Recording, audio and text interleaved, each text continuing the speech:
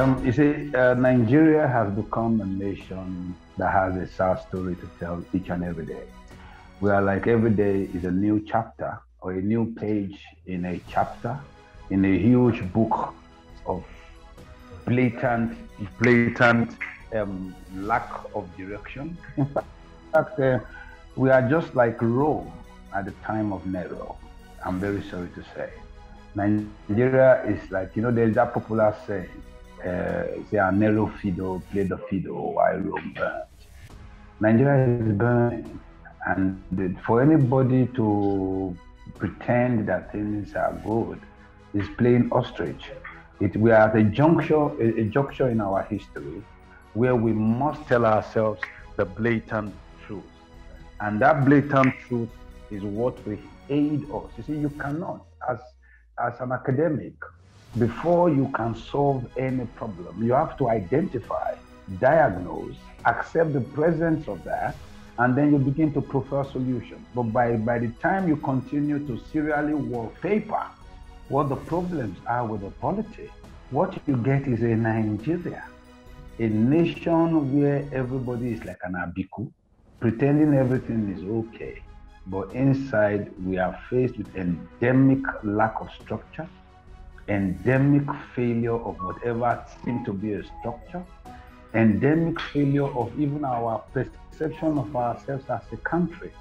I keep saying that Nigeria is not a nation, we are just a country. A country, because a nation is a state of mind. Everybody is looking at Nigeria like a huge behemoth, an elephant. And everybody is just waiting for what they can get out of her, because the nation is bleeding.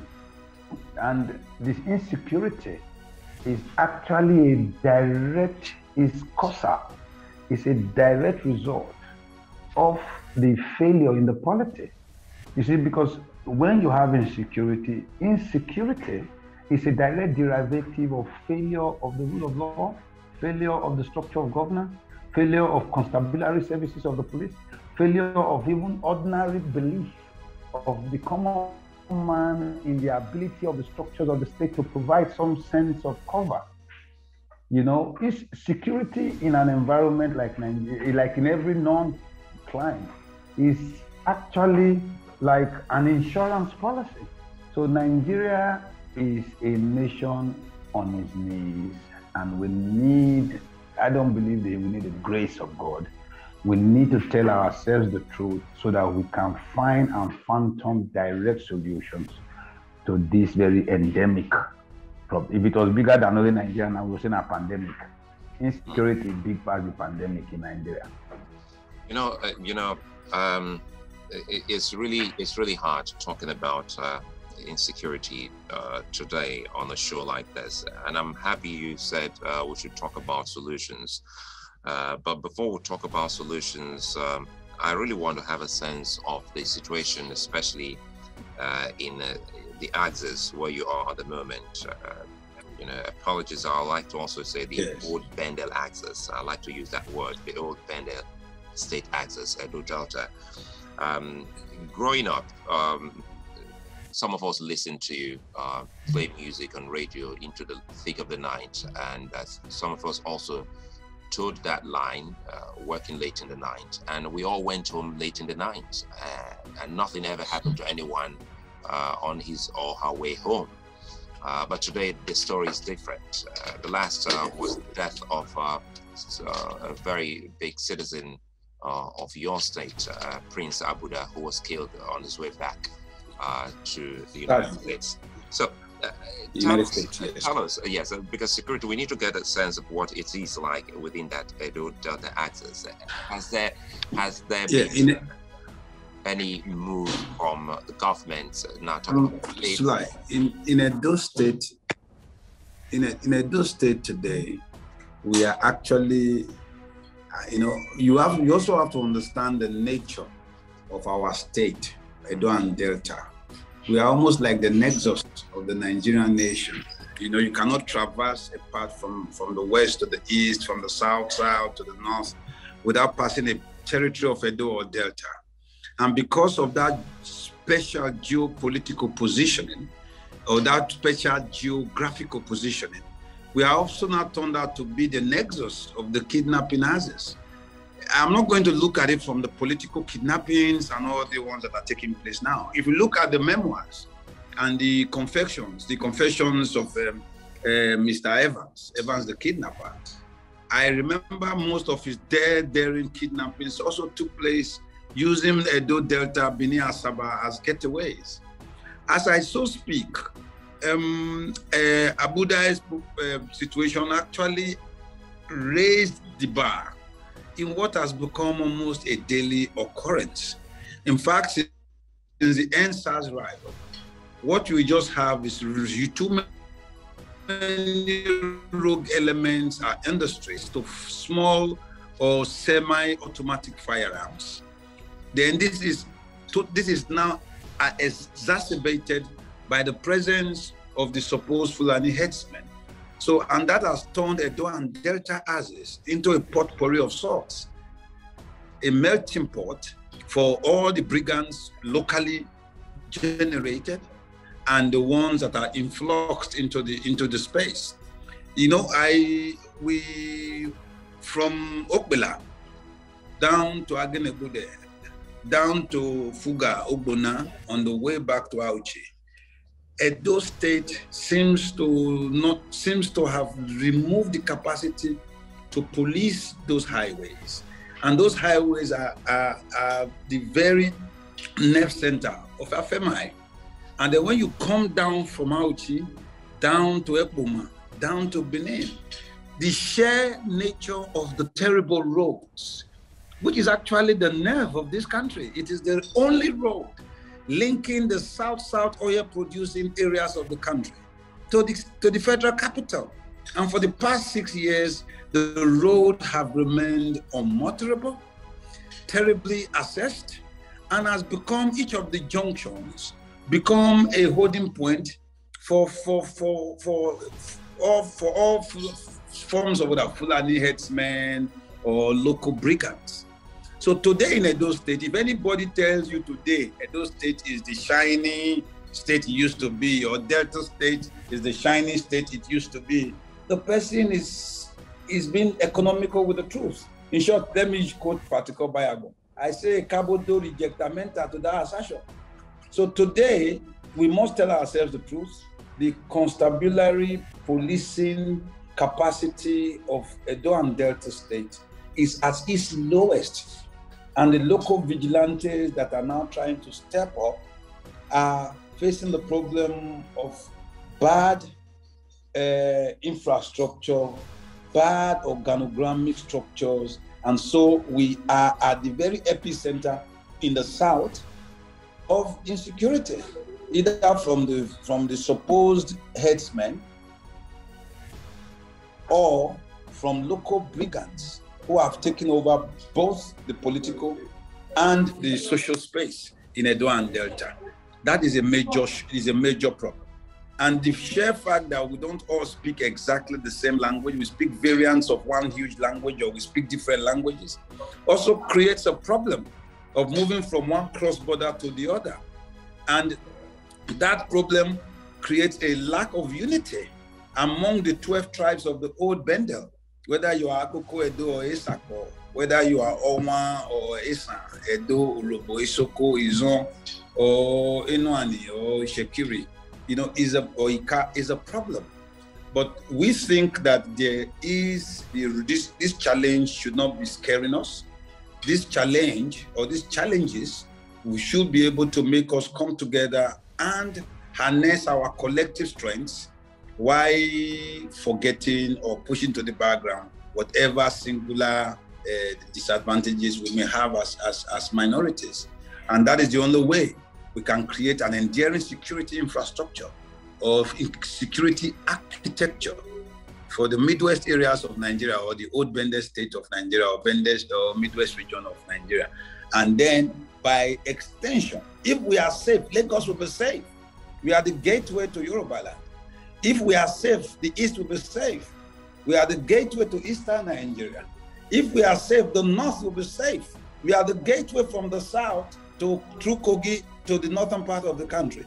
the safety and sanctity of the Midwest area of Nigeria is tangential to the continued existence and safety of Nigeria as a corporate entity. That is the truth. Anybody who sees it otherwise may just not be a student of history. You know, going into history now, you know, time was when the people of that region, you used the word, you said a local vigilante, and we can, you know, say for sure that local vigilante were very effective in the old region, and they actually helped in policing communities to the extent that in different streets, different quarters, you had people within such communities who were keeping watch, and each one knows the other person. You can easily say, okay, Dr. Don Pedro lives in ABC quarter, the other person is from this quarter. So people also could recognize the troublemakers.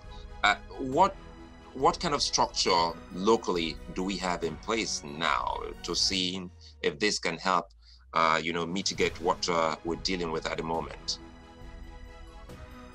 I think your question is actually the very meat of the Nigeria security problem. See, because all security is local. All security is.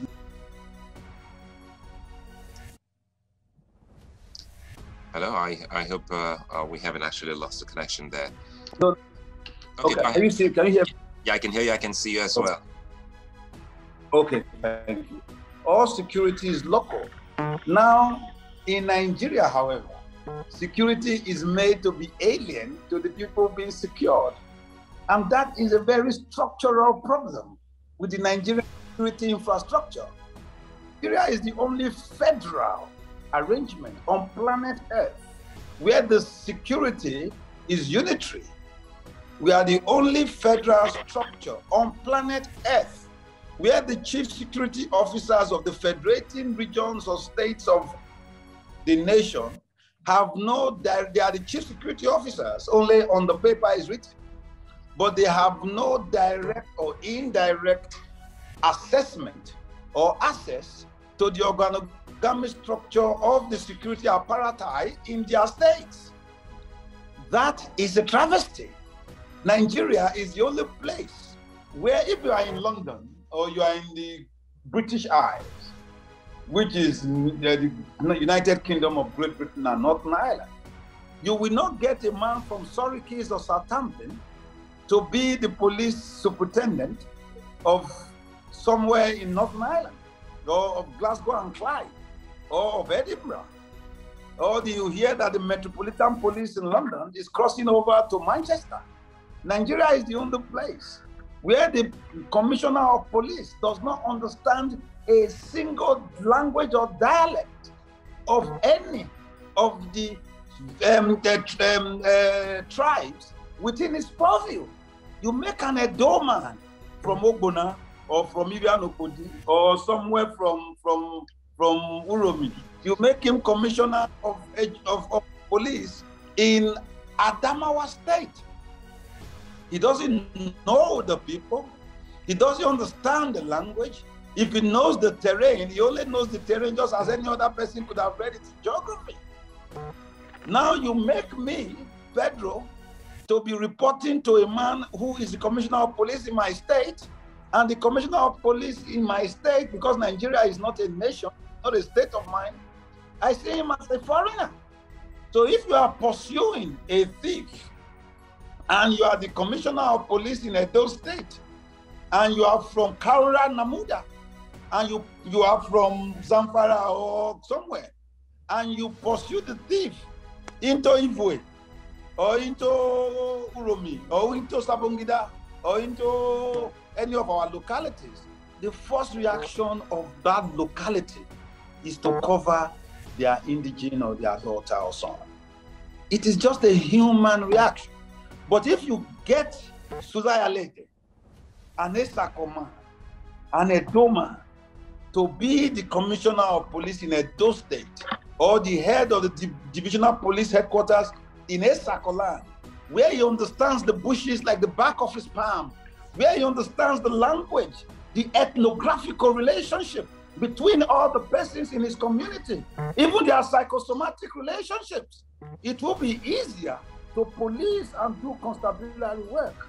That is the structural defect of the Nigerian security architecture, where you take a Buhari and make him commissioner of police in Benin, and you take an Obaseki and make him commissioner of police in Adamawa. It is reverse osmosis. It is not known in any clime except Nigeria, but Nigeria is also the only thing that is not known in any clime. We are the antithesis of how a nation should be. We are provided leadership that is antithetical to what is known in the civilized world. In New York, if I walk into New York and I see a federal police of FBI, I know the crimes he's addressing. When I'm driving the highways, I know I'm subject to the state police. When I'm talking about burglary and I press my dial to get 911, I know I'm calling the New York City Police. So I know I'm calling NYC, New York City Police, NYCP, or NYPD, the New York Police Department. When I'm in my area at Rosedale in Queens, I will call the sheriff or the marshal. That is clear. In Nigeria, it doesn't work that way. I want to go to Edo State, Bendel State of 1986. I was in a university in final year. And as at that time, in that old Bendel State, which you described with so much of, as you talk just now, don't be offended that I go to pitch. No, not at all. You were striking a chord of days gone by. Where we would jump from pillar to post, run around the village, we run around the place. No barbed wires, no creating unnecessary fences. And I used to go around the world on radio, on Bendel broadcasting. And then we close at 11. It was 8 to 11 or thereabout. And I will stroll home. But those days have gone. They've nicked those days. They've killed the very verb of those days. In 1986-87, Mr. General Babangida announced that there was a takeover of Bendel State by Lawrence Anini and his gang, Osumbo, Ofege, Smalley, and those boys. They took over the state and they ran it from Auchi down to Warri, down to Ughelli. They became a new federation unto themselves. And all the police apparatus could not stop them. I remember them shooting Commissioner Akagusi in the nose. But it was a local problem. And the man brought, the president instructed the Deputy Inspector General of Police, Mr. Parry Usayande, a Benin man, to come to solve a security problem in Benin. So, so the locals should be drafted into places like that, using the Anini example. Yes.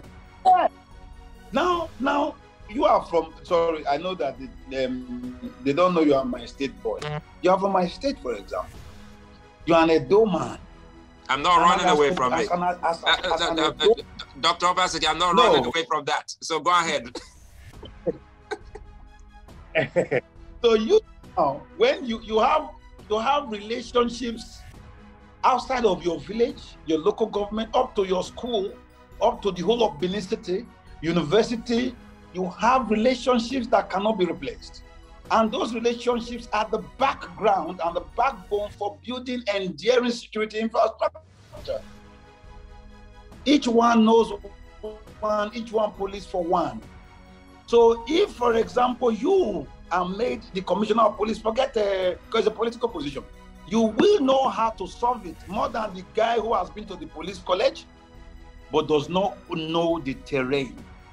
I cannot be made commissioner of police in Kwara or in Niger State, in Kontangura. It is not working. That is the problem we hear.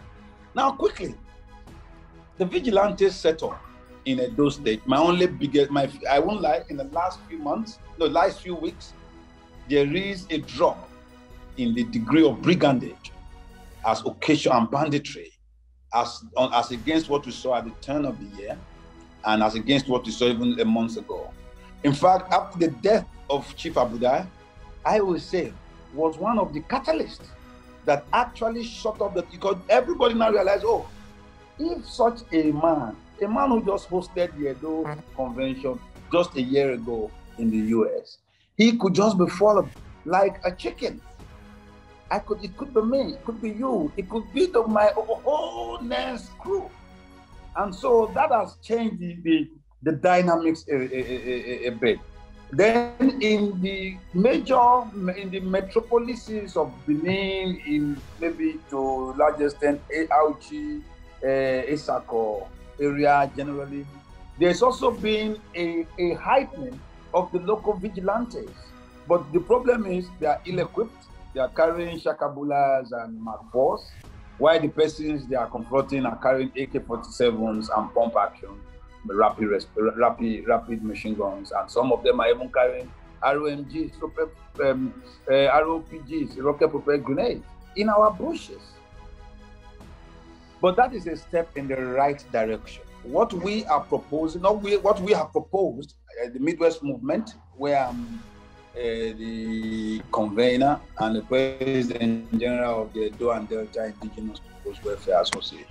We've tried to bring together all the former military and police intelligence gathering persons who know how to run it. I'm an artist, I'm a broadcaster.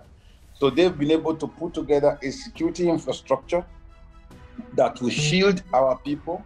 And that Midwest Security Network is just to enhance the constabulary functions of the police, using our local vigilantes as the pivot.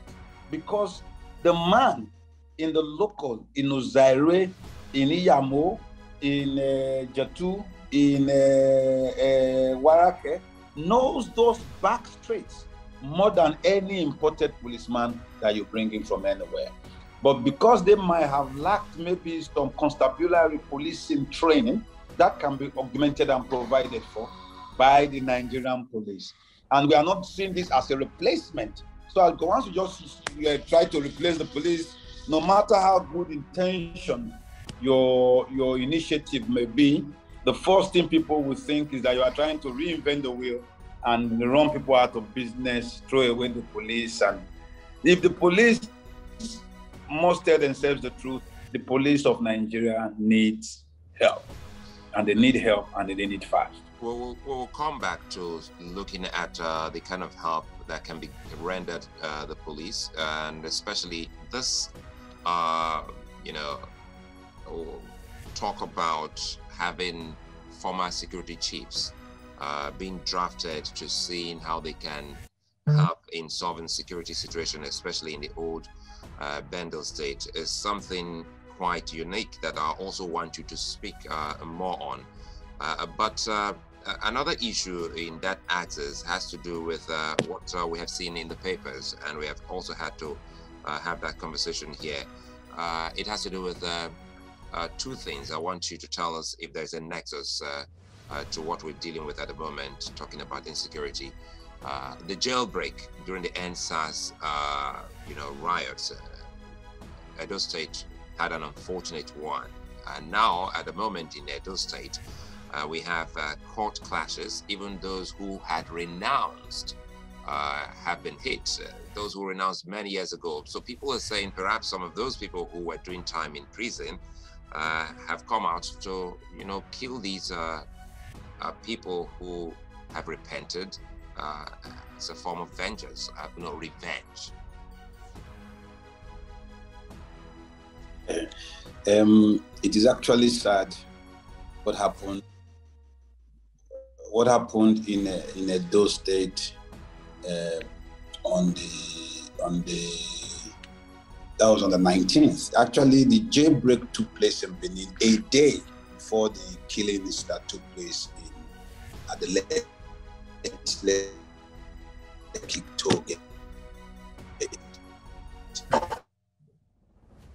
and I was unfortunate to be, I won't say fortunate or unfortunate, to be one of those who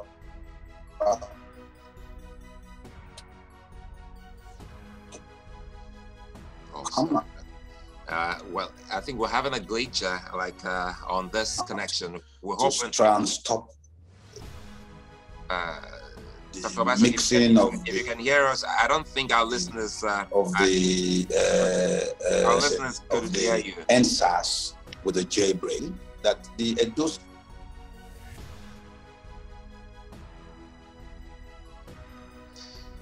Well, if you can hear me, Dr. Vasaki, perhaps I'd love you to log on again, via Zoom. Our listeners missed out on that very important, summation from you talking about what happened. I think you're back. No, you're back.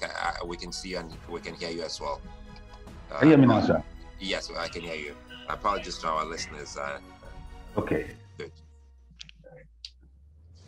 I also want to apologize. I'm in rural Edo, but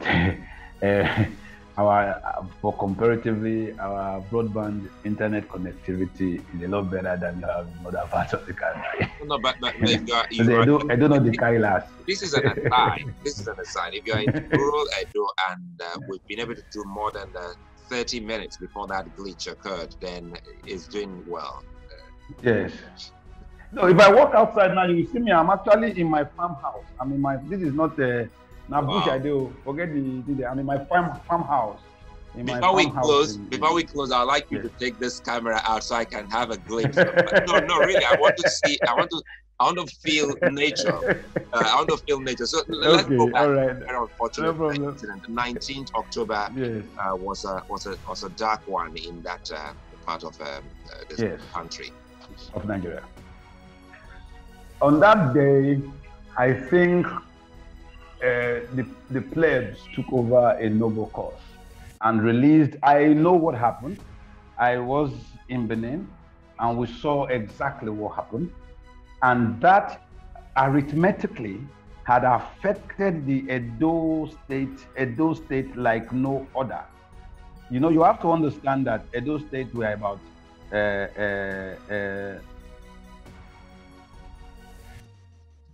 Edo State, we are about a little less than 5 million persons in the state. And on that day, more than 2,000 convicted felons were released onto the streets, which actually means that there is an armed robber waiting for averagely 2,500 persons already convicted, or for one form of, and that is a huge thing. Now, however, in terms of policing, Nigeria has less than 300,000 police in the whole country. The whole Nigeria nation, we have less than 300,000 police. So for a nation of 200 million people, or thereabout, with less than 300,000 police people, we don't. So Nigeria is not a well-police country, even when you take into consideration the amount of persons available to police the nation. In a proper country, it should be at least 1 to 100 or 1 to 50. And then you are assured. So Nigeria is even terrible. Now, on that day, what we saw is a release into the open domain. Persons who now attacked police stations. And those police stations, they went straight to the armory. They took guns. Persons who have already been convicted for gun-related or felony offenses, who committed felonies, now have guns in their hands. And they went riot on the streets of Benin. Armed robbery shot up by exponential proportions. Kidnapping shot up. And all those things have been what has been they have had to deal with. And the governor had to even cut, if I remember, he had to cut short his celebration holiday. Just 2 days or 3, he had to return to the country. And I think in his own way, he has been able to try to rein in all these excesses. But my own problem is a bigger one. I feel that all this will be easier handled if there is a deliberate schematic to change the relationship quotient between the governed, the policed, and those to police them. There must be a structured paradigm. If not, we will just end up with vigilantes. We will just end up arming rogue elements, like some of the videos I saw that you referred to. People are calling their court sign, their court call sign when they are meant to be vigilantes. Stuff like that, and then they will shoot the person. And no matter how they do it, no matter how hard-assed we may be, extrajudicial measures cannot be allowed to take place in a civilized climate. Anybody who has been confronted or affronted by vigilance must be handed over to proper authority that have jurisdiction over those persons, most likely the police, in case of further persecution. What we've seen, rather than prosecuting, we are seeing persecutions that are based on extrajudicial motives. That will just be cascading into anarchy. And we may, at the end of a year or two, find out that we've armed rogue elements and create a bigger existential threat to the well-being of the Edo and Delta peoples because we want to arrest an immediate problem of brigands and kidnappers in our hood.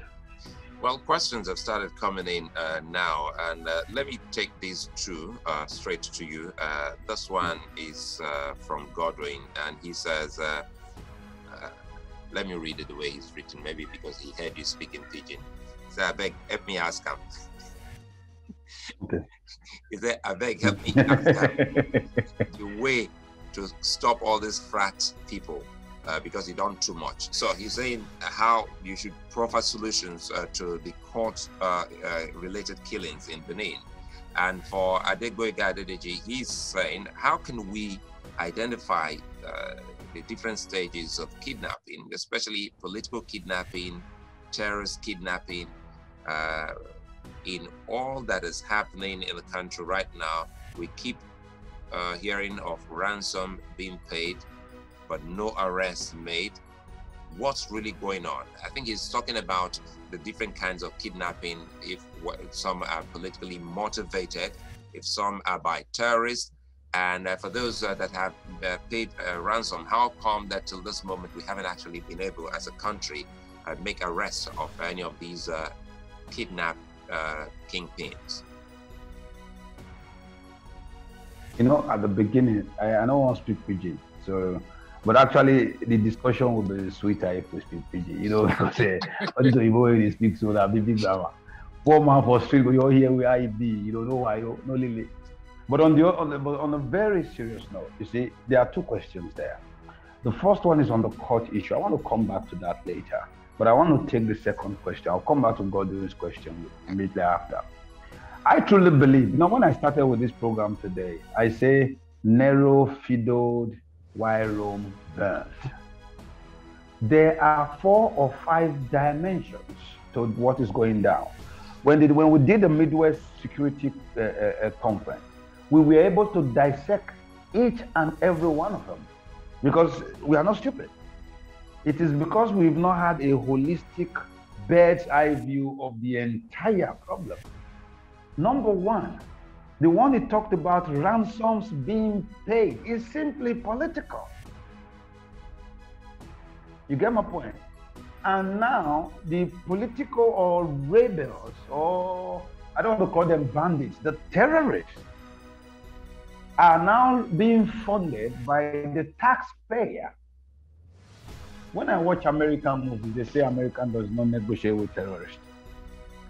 They don't negotiate with they don't negotiate.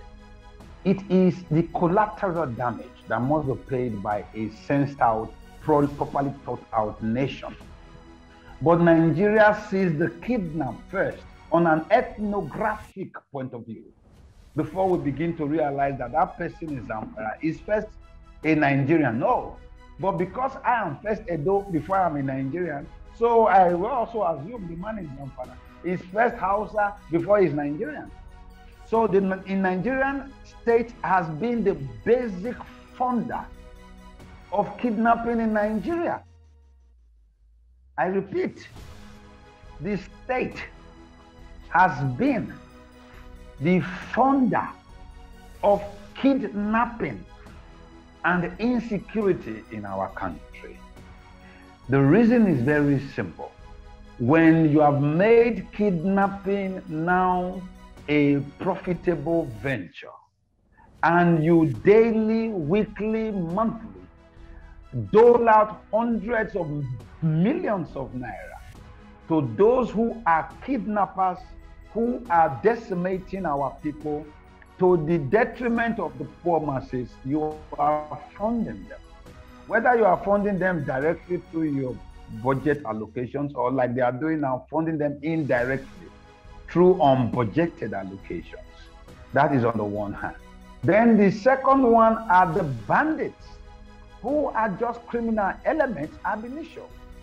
Those ones are doing it as, oh, okay, kidnap on the rain. Just like it's okay, 419 the rain. Okay, now Yahoo the rain. Okay, now this one the rain. Okay, now to the sing music the rain. Now the one when they rain and to the kidnap people, that you'll get free money.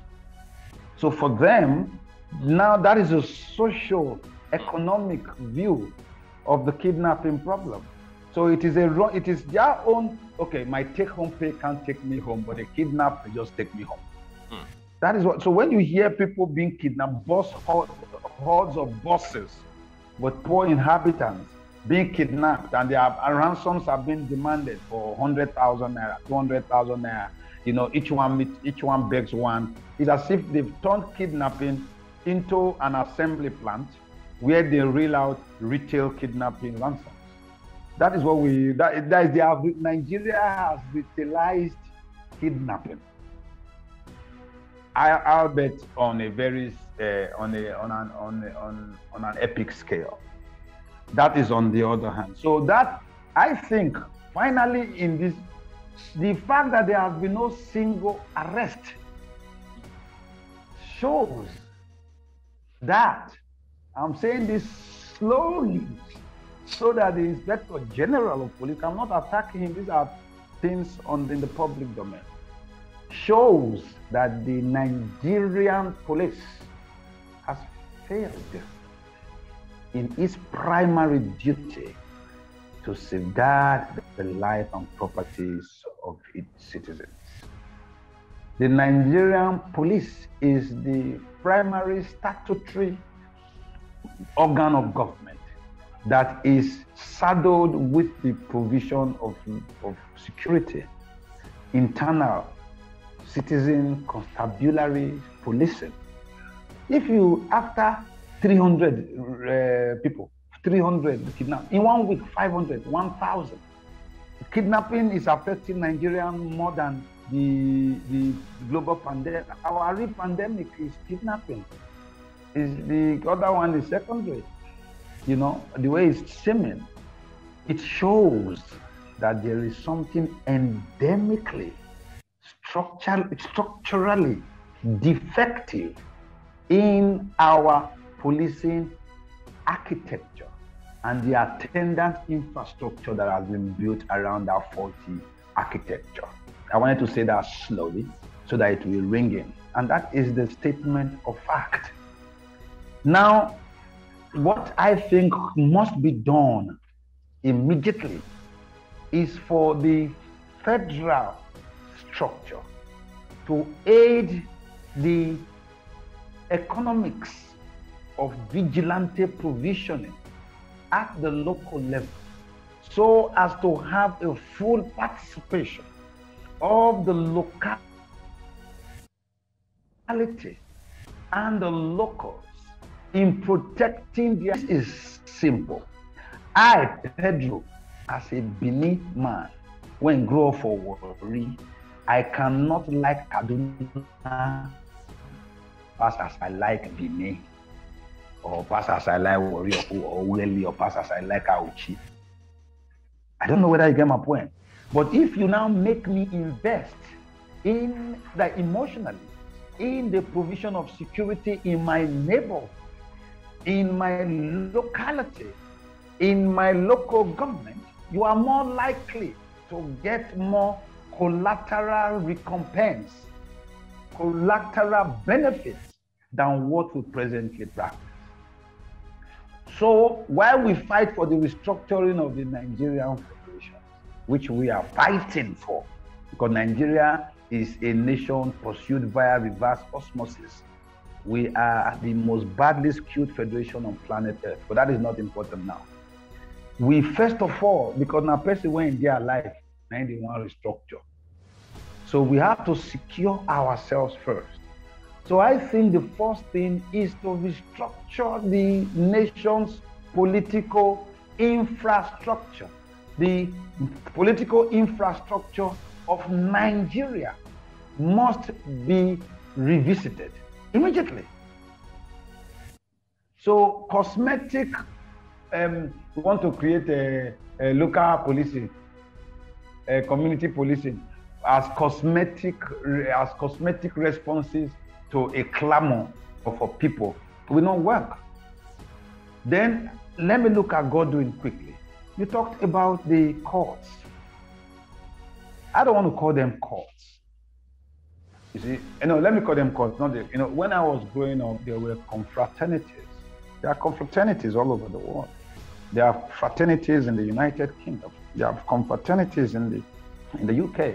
When I was growing up, the worst that you will get from a confraternity person is to force you to go and all of you to come out during riot, to force you. There were no guns, there were no acids. It was only 1 or 2 cases then acid here. That was like height. That must have been like bloody. But all of a sudden, they are dispensing cultism on the street. So they have left the university. They are no longer the purview of the academic environment where they were confraternities. Now they are courts, they are secret courts. So you have bus conductors, they are all members of one secret court. That is, they have made it one aphrodisiac. But I think as the problem of the nation begins to cascade, there must be a reorientation, a re-education of the cultist.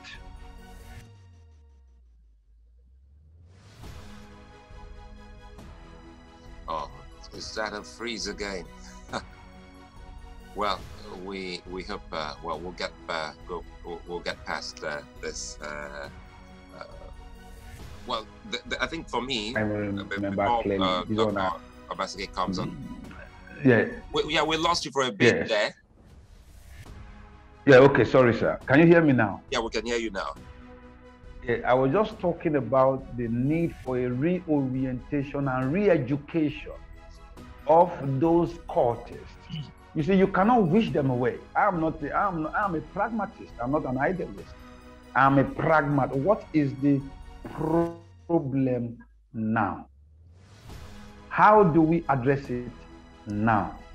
We need to quickly get a reorientation for those cultists so that they begin to understand that the enemy is not the boy in the other court, that the enemy is the collective enemy of the people, that the enemy is because some of them already have access to guns, they know how to shoot.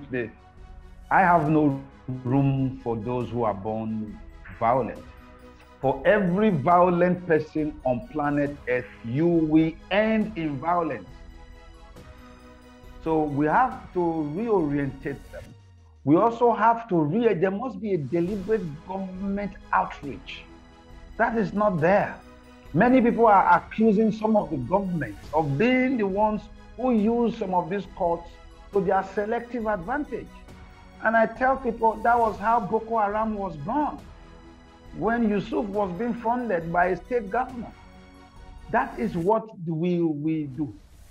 We need to be able to educate our local boys and make them realize that they are much more important to the polity than when they carry guns based on some mental delusion of Indigenous court, I did this court. No, we are all going to the same market. We are all in the same streets. We all face the same environmental, social, and financial threats. So there is a need for us to harness them, re-educate them before you throw them. Some people are even saying that they are being used now as part of the vigilante setup without a proper reorientation. So as they because security cannot work without a proper pyramid, organogramic relationship pyramid. If not, what you'll just be having is brigadage, not a brigade. Let me throw this in quickly here. Sorry to cut you because I'm trying to see if we can take more questions before we wrap up, because we still have to quickly touch on what you highlighted, bringing back some of those former security chiefs, especially within who are from the old Bendel State, to help in the security architecture in that region. This one here, no name on this. It says, if the police has failed, why extend the tenure of the Inspector General of Police, and why give retired military chiefs ambassadorial positions in spite of their failure? That's one that just dropped in, and I don't know if we can quickly take that so that we can look at that example of how best to put some security architecture in place. For me, the rewarding the past civil service chiefs just pointed to the fact that whoever was rewarding them was culpable in their failure. That is just it. So I don't ever cite anything that is not proper. The Nigerian Constitution stated that those persons should have left office years ago. Just not doing that is a rape of the Constitution. That is a statement of fact, not me cost that one. Then on the one that is very important, the involvement of those who are ex-generals, ex-security security personnel in the security, whether in advisory or in command structure capacity, is key. Edo State and Delta State together have at least 7 or 8 still living Assistant Inspector Generals, Deputy Inspector Generals, and even an ex-Inspector General of Police. We have still living former Ministers of Defense who are Army Generals, former GOCs, and former flag officers commanding the naval commands in Edo State who are retired. The non-involvement of these persons, or the non-recruitment of these persons in the redesign of the security architecture of these areas, is an injustice to our people. The Edo State and the Delta State government must see them as potential tools, as armors in their armory from a mental perspective. Because Suleiman Alede, Pedro Obaseki, we have our calling. Ours is to make sure that persons in power sit and do that which they were elected to do. The nation dies. The nation just transcends into an abyss, a born dead. That is the truth. We must let them know that political considerations must not cloud the existential considerations for which each of the elected persons must at every time, all the elected persons must and at every time protect the commonwealth of those that gave them a mandate. It is important that I don't want to call their names, we know them. Those who even handle the amnesty program, they are from Edo and Delta State. Those who are generals of Signal Corps, they are from Edo and Delta State. Flag officer commanding Central and Eastern Naval Command, they are from Edo and Delta State. The former Deputy Inspector General of Police, Assistant Inspector General of Police, 7 of them from Edo and Delta State. The person that handed over to Inspector General of Police ago during Jonathan Stein and into the first few years of Buhari is from Edo State.